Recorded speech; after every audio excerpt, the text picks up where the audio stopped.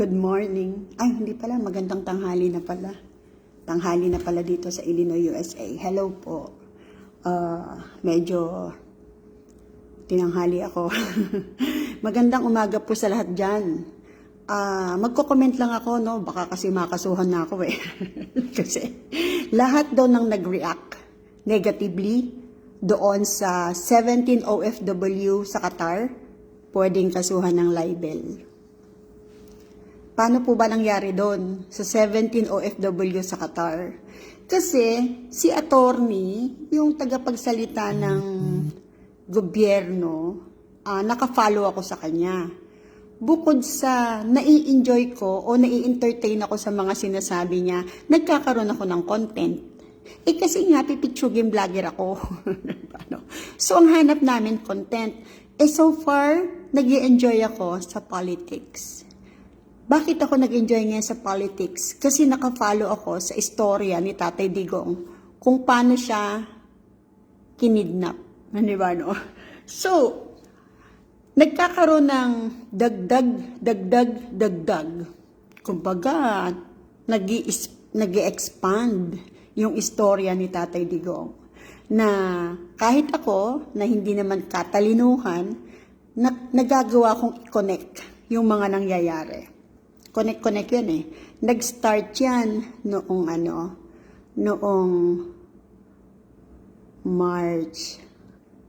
Marso 2025. Diba? Akotso. Diba?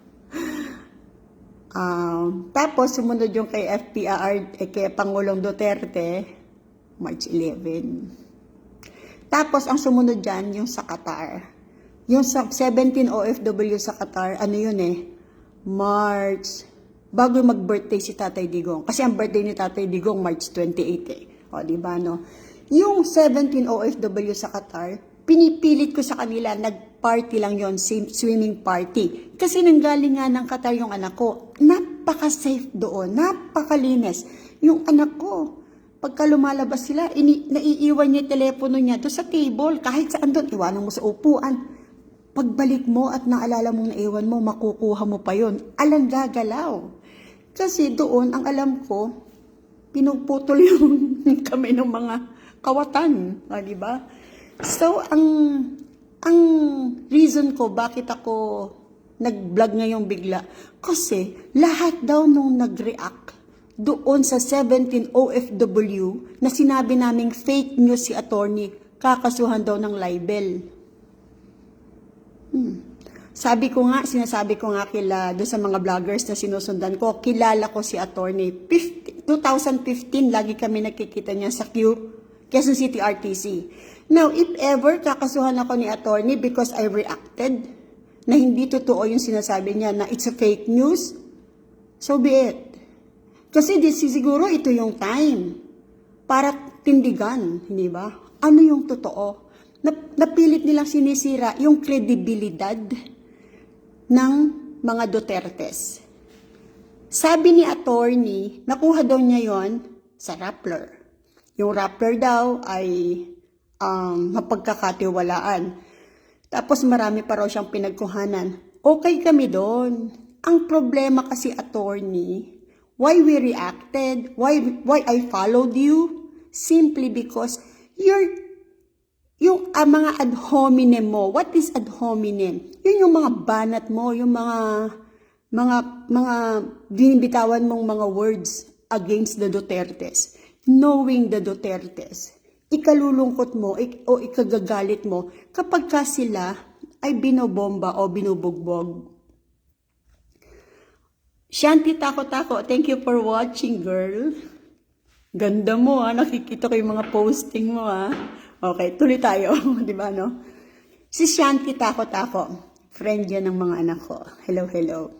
Ngayon, yung ginawa ni attorney, lahat ng questions sa kanya, ng mga reporters, ng mga TV stations, mga kung ano-ano, hanggang maililiko niya sa Dutertes, hanggang mabubutasan niya ang Dutertes, bubutasin niya. Mag-a-ad hominem siya, babanatan niya. Yung mga ganong kwento, masakit sa isang katulad ko. Kasi, as far as I know, hindi masama ang Dutertes. It so happened na affected yung iba. Kasi nga, yung laban niya against drugs. Diba? Bukod dun, meron pa ba? Sa totoo lang, sino among our past presidents yung nakapagpatino o nakapagpatahimik sa Pilipinas na pwede kang lumabas kahit hating gabi, alone by yourself, di ba? Tapos even the children, lahat okay eh. Although there are problems, pero walang perfect, di ba? So doon tayo sa kakasuhan kami ng libel. Nag-react lang ako eh. Nag-google tuloy ako na nag-google. Based on my nag-google, you cannot just hindi mo pwedeng basta idemanda ng libel ang isang tao. Kung yung sinabi lang naman niya is just a reaction from you, tapos meron siyang mga nakitang videos na nagpapatunay na you're saying fake news. Yeah. Kasi yung 17 OFW na nasa Qatar, yung isang nandoon na inimbita lang ng mga nagpa-party, nag-picture-picture siya, alam niyo naman ng mga Pilipinos. Gusto niyan, picture-picture, video-video muna bago kumain. Tapos lahat ng pagkain pinipicturean. Nagkataon, yung picture niya, nahagip yung dalawang Qatari police. Kaya na-question sila. Na-question sila because of that act. Akala ng mga Qatari police parang merong gustong gawin na hindi maganda.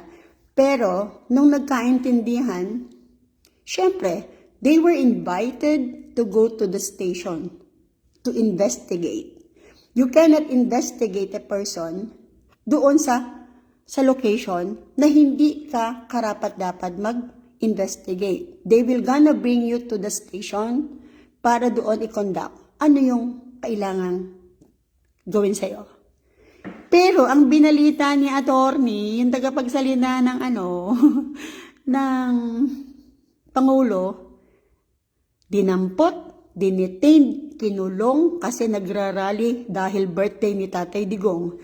The swimming party happened bago mag-birthday si Tatay Digong. Hi, Mary Jane Onya, thank you for watching. Lerma Cogda Soriano, thank you for watching. Yung kasing mga ganon, tapos sabi may nakita pa rin naka-DDS t-shirt, fine. Kahit magsuot silang lahat ng DDS t-shirt, fine. Sa Qatar, ang pinupuntahan ng mga tao doon, yung beach eh. Kasi nakita ko yung lugar. They said it's a swimming pool. Pero, kasi Qatar yun, lahat halos ng magaganda doon was created in yung mga structures na binuo. Kaya it seems like merong beach. Pero they called it swimming pool. Pero makikita mo kasi yung swimming pool nila, maraming buhangin, tapos lalakad ka papunta dun sa swimming pool, tapos magkakaroon na ng parang ganon, hindi ba? Bakit ko to sinasabi? Kasi, kung kakasuhan ako ni attorney ng libel, hey, hello attorney, okay lang. Kaya nga sabi ko nga sa iyo sabi ko rin doon sa mga kila Kaayo, kila attorney Libay, tsaka yung mga sino-sino, we met before. That was 2015. Sa Quezon City RTC. Amoy na kita noon, amoy na amoy kita ngayon. Di ba? Sige, flex mo. Hindi, sige, whatever you like, do it. I will just get the videos na sinave ko na para napabulaanan ko yung fake news na sinabi mo na nireact ko. Diba? Ang dami-dami mong kakargahan ng libel. Oh my kulay, nasama pa ako ba? Sama ba ako? Hindi naman ako sikat. Ilan ba yung followers ko sa YouTube? I only have, ala pang 900. Dito sa Facebook account ko, doon sa monetize ko, na hindi ko naman halos ginagamit lagi. Hindi naman ako kumikita doon. I have 15K. Dito naman sa profile ko, meron lang akong ilan din, di ba? Ang point ko lang, attorney, whatever you say, whatever na ikikilos mo, ikaw ang tinitignan ng bawat tao. Bakit? Whatever na lumalabas o anuman ang sinasabi mo, binabalita mo, nagre-reflect yan doon sa nag-hire sa'yo. Si PBBM. Pag nagsalita ka ng hindi totoo, ang nagsasalita nun, si PBBM. It's not you anymore. Kasi inire-represent mo siya eh. Correct me if I'm wrong, attorney. Sabi ko nga sa'yo eh, nag-cross na yung landas natin eh sa Quezon City RTC. Naamoy mo ko, naamoy kita. Dahil yung kalaban mo na best friend ko na nasa Alaska, USA, nire-represent ko by the power of SPA. Kaya, nakita mo na ako, attorney. I am willing to face, sabi ko nga, whatever you say, dapat kaya mong tindigan. Kaya, huwag kang magsasalita ng hindi totoo. Yung sinasabi ko, na yung kabit ng asawa ko, tumatambay sa bahay ko, totoo yun. Totoo yun. Kaya si Divine Jacinto na nag-message sa akin kahapon, sabi niya, oy, baka fake ang mga pinagsasasabi mo.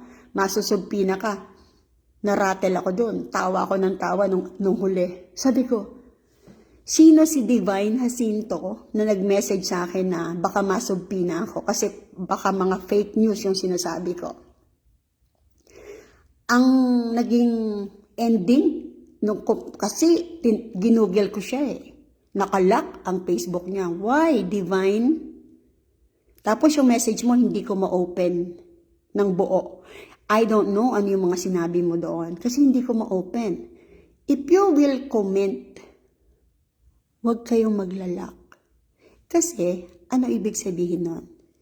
You're hiding ba? O tama yung sinasabi ko? Hindi ba? Cisco Benson, uy, hello girl, kumusta na? Di ba? Whatever you say, yung mga bibitiwan mo salita, tindigan mo. Kasi it's your credibility, yung integridad mo ang minimeasure dito. Di ba? How you handle things and how you deliver words. It's not us na problem here. It's the people na nagsasabi ng fake news. Ang maganda lang dito sa social media, makikita mo ang daming fake. Tapos, after they spread the fake news, makikita mo ano yung nandun sa likod nun. Kasi natutunan ko ha, if I heard something, I googled it bago ako nagko-comment. If you will just reacted based on the news, is it libel? I just said na, attorney, bakit sinasabi mo na yung 17 Pilipino OFW workers sa Qatar, magbabayad ng 50,000 reals bawat isa, pagkatapos makukulong ng 3 years. Ano yung ginawa mo? Tinakot mo yung pamilya. Tinakot mo rin kami kahit hindi kami kapamilya. Kasi ba? Easy na lang ba talaga ang magpakulong? Easy na lang ba talaga ang mag-detained? Tulad yung ginawa kay Tatay Digong? They kidnap Tatay Digong. It's positive. Ngayon, nagtuturoan sila. Sino ang sino? And, ang maganda dito, truth will prevail. Hindi natutulog ang Diyos eh. Yung kay attorney, if I were you attorney, ang dami mo ng kalaban. Basta ako, Kung gusto mo, attorney, live tayong dalawa. Hindi ako abogado, dentista nga ako, di ba? Tanong nga sa akin ni Kayo, abogado ka, Miss Mary Jane? Hindi ako abogado. Nagkataon lang, binigyan ako ng SPA para humarap sa bawat hearing ng kaibigan ko tsaka ni attorney. If you wanted me to flex ano yung 2015, basta dun tayo sa truth. Siguro, if sasampahan ako ng libel ni attorney, okay, fine. I just reacted. Nang sabi sa'yo, attorney, asan yung 3 years na ikukulong, yung 17 OFW sa Qatar? At nasan yung sinasabi mo magpe-penalty sila ng 50,000 reals? Wala naman pala naging kaso. Pinatawag sila, dinala sila sa station, 17 sila, hindi nga lang sila 17 May mga bata Tapos pinaliwanag nila, in-invite lang nila yung si Joseph na nagpipicture, nagbibideo, pinakita yung video, pinakita yung picture, nagkataon na picturean yung 2 Qatari police. Sabi mo, nagrarally. Even, 1,000,000 yan. Kung nagkakasayahan lang, you cannot say it's a rally. Okay.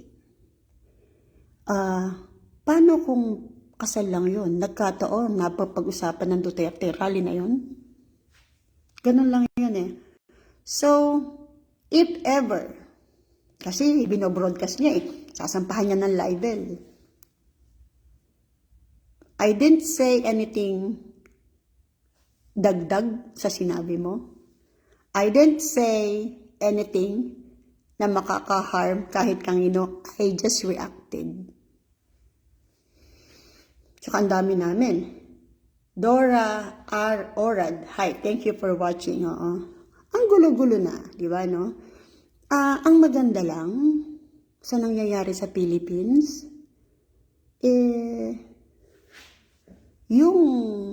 yung katotohanan lumilitaw. In-impeach si BP Sara because of the 120,000 funds, confidential funds na binigay ni PBBM sa kanya na nagkaroon siya ng gusot. It was all planted. It was all planted by people na nag-aspire ng higher position. Now, dahil nagkaroon na ng verdict o nagkaroon na ng final conclusion ang Commission on Audit, walang discrepancy sa confidential fund na 125 million ni BP Sara. Ngayon, sabi ni Ortega, kung sino may Ortega, ayokong banggitin kung sino siya, sabi niya, ang totoo niyan, kumakalap pa kami ng ebidensya. Just yesterday, he said it. Why only yesterday? Because the COA, Commission on Audit Department ng Pilipinas, nag-issue na clear si Vice President Sara Duterte sa 125 million confidential funds. Nga nga sila ngayon. Nararattle sila. Di ba? Kasi, yun lang yung ano nila Yun lang yung kanilang sinasabi nilang matibay na ebidensya para ma-impeach si BP Sara. Pero impeach na si BP Sara. We don't have any more Vice President kasi impeach na siya. Yung finality ng impeachment mangyayari sa June 30. So let us all wait and manood tayo. Rosel! Sexy. Hello, sexy. Thank you for watching, di ba? So, nakakatuwa lang, no? Ito naman tayo, update tayo kay Tatay Digong. Si Tatay Digong, mga abogado niya talagang lalaban. Mga abogado niya, kinuha nila ang lahat ng mahuhusay. And hindi nila kailangan ng pera, sabi nga ni BP Sara. Nagkaisa sila, ibebenta nilang lahat ng dapat ibenta dahil wala namang pera yung matanda. Diba? Gusto nyo lang talagang busitin. Yeah. Ngayon, hawak na nila yung 181 pages ng documents. They were all studying it. And additional pa doon, nagkaroon pa uli ng mga documents yata with regards to the witnesses. Ang sabi nila ni Attorney Conti, yun daw mga victims ni Tatay Digong ang magsasalita sa court via Zoom. Ang alam ko, if you say victims, siya yung biktima, di ba? Victims di ba?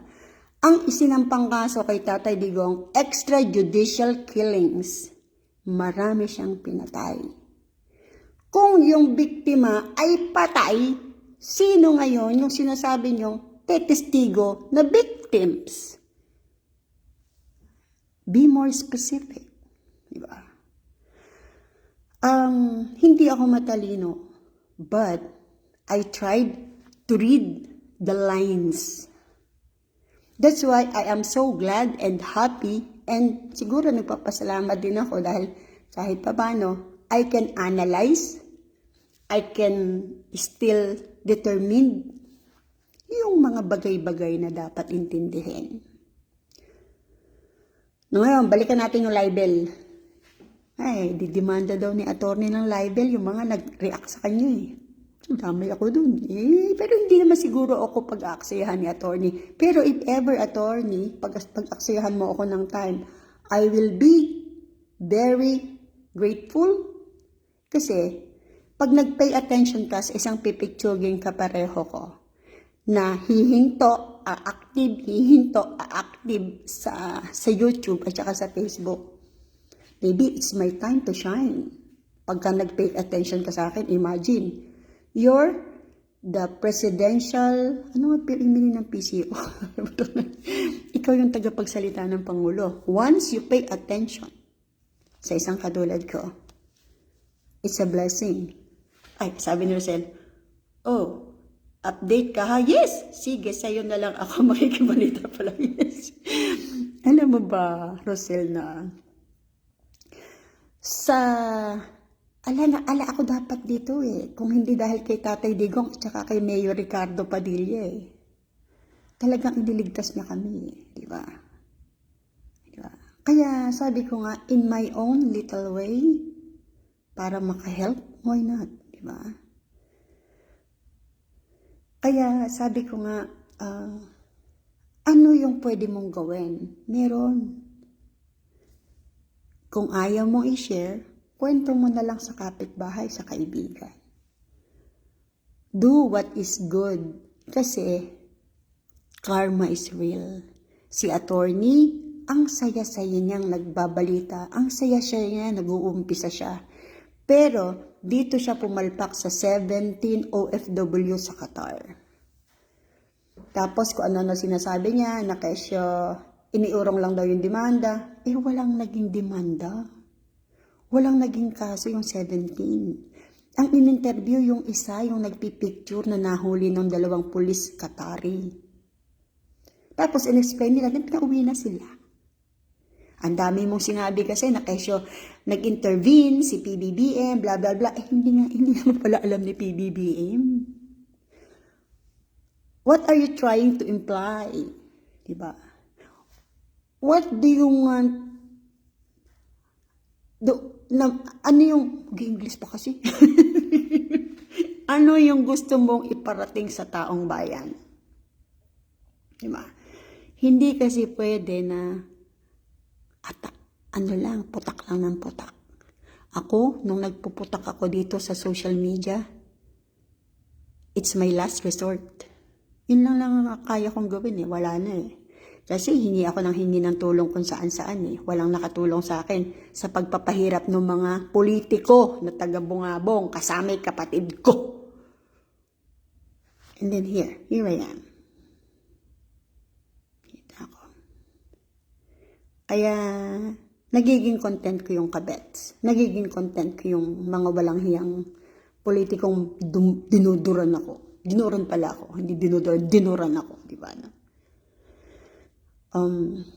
Hindi ko sinasabing swerte na ako. Ang sinasabi ko lang, naawa na ang Diyos sa akin.